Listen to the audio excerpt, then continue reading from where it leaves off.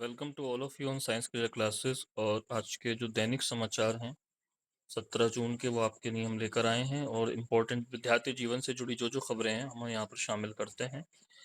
तो देख ले चलते हैं खबर की ओर और किस क्या क्या आज के अखबारों में विद्यार्थी जीवन से जुड़ी खबरें हैं। अगर चैनल पर पहली बार आए हों तो उसको जो है सब्सक्राइब करें, शेयर करें, ताकि आने वाली कोई वीडियो अपडेट आपकी रहे और आप जो है अवेयर होते रहें किसी प्रकार के कैरियर से संबंधित किसी भी न्यूज़ के लिए। तो चलते हैं आज की खबर की ओर। पहली खबर है, मेरिट लिस्ट सार्वजनिक करे यूपीएससी। सीआईसी ने चयनित अभ्यर्थियों की श्रेणीवार मेरिट सूची जारी करने को कहा, गलत जवाब पर यूपीएससी को फटकार। केंद्रीय सूचना आयोग सीआईसी ने भर्ती प्रक्रिया में पारदर्शिता को बढ़ावा देने के लिए संघ लोक सेवा आयोग यूपीएससी की चयनित अभ्यर्थियों की श्रेणीवार मेरिट सूची सक्रिय रूप से सार्वजनिक करने की सलाह दी है। आयोग ने कहा कि नियुक्तियों से जुड़ी अधिकतम जानकारी वेबसाइट पर उपलब्ध कराई जानी चाहिए, ताकि यह नागरिकों को आरटीआई का सहारा कम लेना पड़े। यह निर्देश अभ्यर्थी के बिल पर दिया गया, जिसने दिल्ली सरकार की योजना विभाग में उपनिदेशक योजना संख्यिकी पद की बढ़ती से संबंधित प्रतीक्षा सूची और साक्षात्कार में प्राप्त अंकों की जानकारी मांगी थी। सूचना आयुक्त जया वर्मा सिन्हा ने आरटीआई अधिनियम की धारा 25(5) के तहत यूपीएससी को सलाह दी है कि वो भर्ती प्रक्रिया के विभिन्न चरणों से जुड़ी महत्वपूर्ण जानकारी सार्वजनिक करे।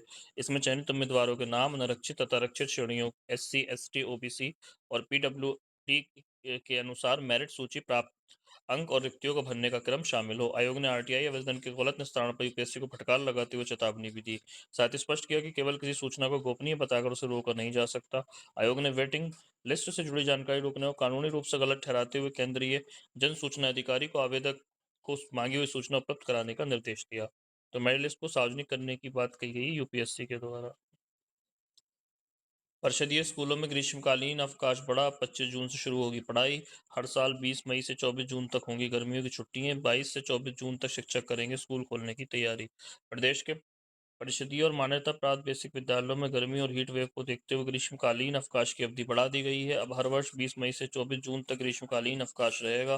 प्रत्येक वर्ष 21 जून को अंतर्राष्ट्रीय योग दिवस के अवसर पर विद्यालयों में शिक्षक और छात्र छात्राओं की सहभागिता से सामूहिक योगाभ्यास कराया जाएगा। 22 जून से 24 जून तक शिक्षण कार्य स्थगित रहेगा। 25 जून से बच्चे स्कूल आएंगे। इस संबंध में अपर मुख्य सचिव बेसिक एवं माध्यमिक शिक्षा पार्थ सारथी सेन शर्मा ने आदेश जारी कर दिया है। अब तक बेसिक शिक्षा परिषद के शैक्षणिक कैलेंडर में हर वर्ष 20 मई से 15 जून तक ग्रीष्मकालीन अवकाश निर्धारित था।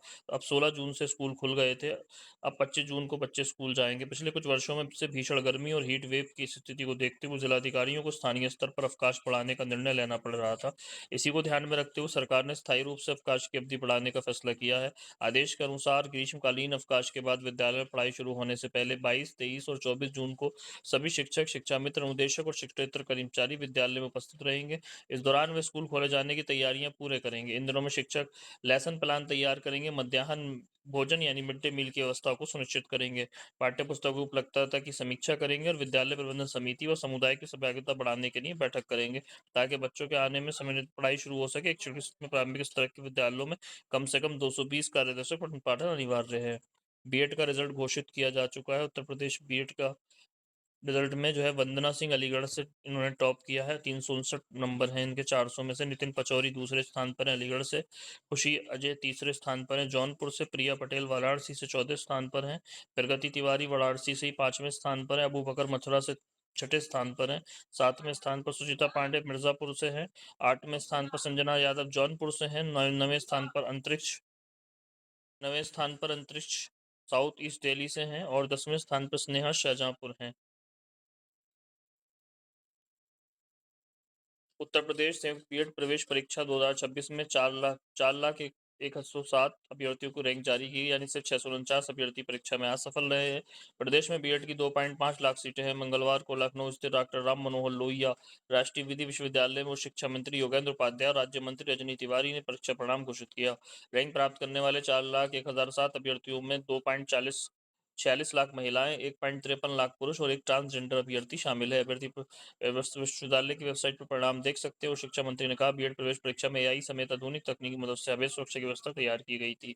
अब इसकी काउंसलिंग शुरू होगी।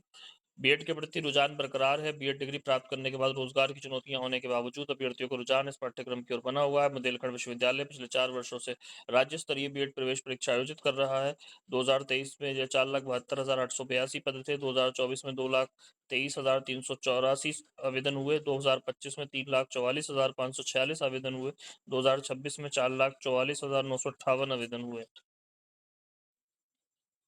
उसके बाद प्रदेश में कार्यरत शिक्षकों के लिए होगी विशेष शिक्षक पात्रता परीक्षा। प्रदेश के परिषदीय कार्यालयों में कार्यरत उन शिक्षकों को टीईटी शिक्षक पात्रता परीक्षा उत्तीर्ण करने का एक और मौका मिलेगा जिन्होंने अभी तक टीईटी या सीईटी की योग्यता हासिल नहीं की है। शासन स्तर पर उनके लिए विशेष टीईटी कराने की तैयारी शुरू हो गई है। इसके लिए सभी जिलों से ऐसे शिक्षकों की संख्या का विवरण एक सप्ताह के भीतर मांगा गया है। विशेष सचिव विशेष शिक्षा अवधेश कुमार तिवारी ने इस संबंध में विशेष बेसिक शिक्षा निदेशक को पत्र भेजा है। ये कार्यवाही सुप्रीम कोर्ट के 29 मई के आदेश के बाद की जा रही है, जिसमें शिक्षकों को टीईटी योग्यता प्राप्त करने के लिए दी गई समय सीमा 2 वर्ष से बढ़ाकर 3 वर्ष कर दी गई है।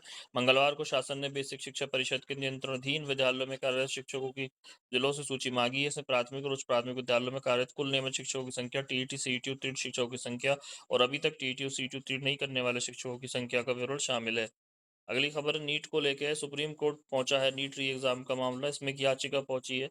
इस याचिका में कहा गया है कि जो 21 जून को नीट की री एग्जाम हो रहा है वो नहीं होना चाहिए, क्योंकि इससे 22 लाख बच्चे प्रभावित हो रहे हैं और जो दोषियों को सजा है उनको देने के अलावा इसके लिए कोई और विचार करना चाहिए। इसके अलावा यहाँ पर एक बहुत इंपॉर्टेंट खबर है नई शिक्षक भर्ती को लेकर। नई शिक्षक भर्ती में जो है जैसा निदेशालय को ज्ञापन सोचा गया है, तो 24,000 भर्ती जो है लगभग आपकी जो है टीजीटी, पीजीटी और पीआरटी से आएगी। इसके अलावा जो है 60,000 नई शिक्षक भर्ती आने की जो है उम्मीद लग रही है, क्योंकि बेसिक में जो है रियाचन जो प्राप्त हुआ है वो 60,000 पदों का है। तो आज के समाचार में इतनी ही जुड़ रही है। Thanks for the classes, thank you very much to watch for